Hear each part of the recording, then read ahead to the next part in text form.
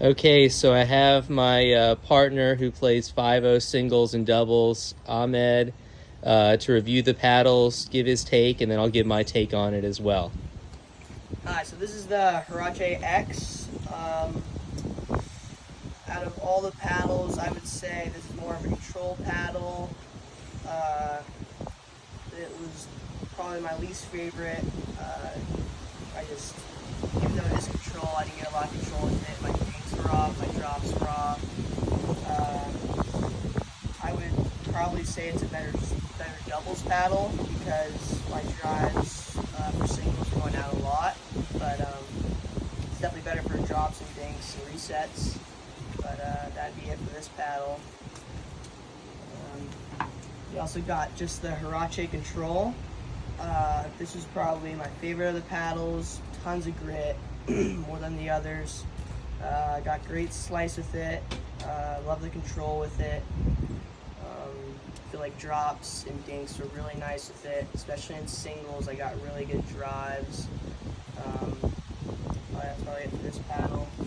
Then we got the 11Six24 YSF.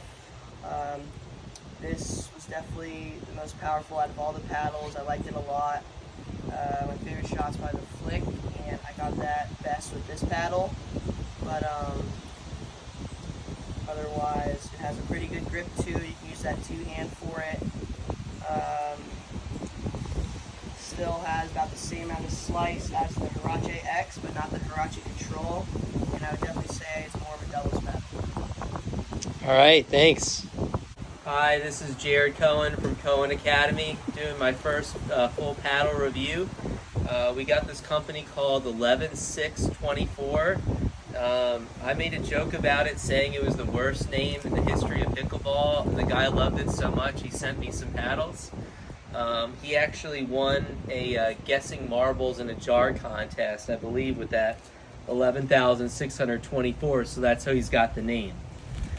This one's called the Hirache X. I really love this longer grip. It feels really good for two-handed backhands.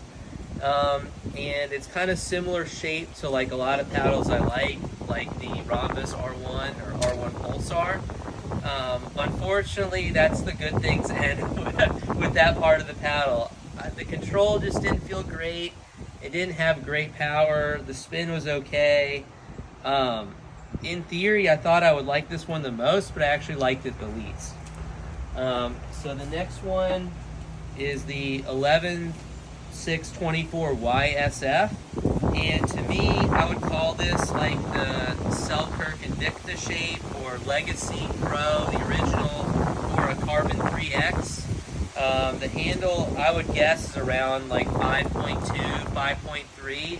So I can fit on two hands, but it's kind of tight. I like the handle of that one better, and that one's more like 5.5 to 6 inches. With that being said, it had this crazy vibration every time you hit the ball. I don't know if it was a defect or what, but it was just kind of weird. But like Ahmed said, the backhand flick, for whatever reason, with this paddle was just insane. So this is actually a decent paddle. I could use this if I had to. Not my favorite. I use the gearbox, but it's not bad. This one is actually really interesting. You zoom in on this. I've been playing with this for about 20 minutes, and it has the most grit and spin of any paddle I've ever used, and I've used a lot. I'm hitting slice serves where I kind of come across it, like they call it a screwball, and it's moving like 5 feet in the air. My favorite shot with it, though, is when I play singles and I'm hitting like a cross-court backhand roll from the baseline, like a short-angle passing shot. You can just flip it and it dips to that corner every time. It's insane. So I might actually start using this for singles. I'm going to probably let it up a little bit, get the power up a little more, get it a little more solid, but it's a really good paddle overall. I'd say the biggest weakness is it doesn't have that put away power when you're getting in firefights.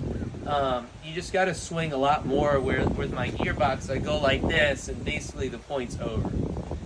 All right, well, hopefully you enjoy this review, and go check them out if you're interested.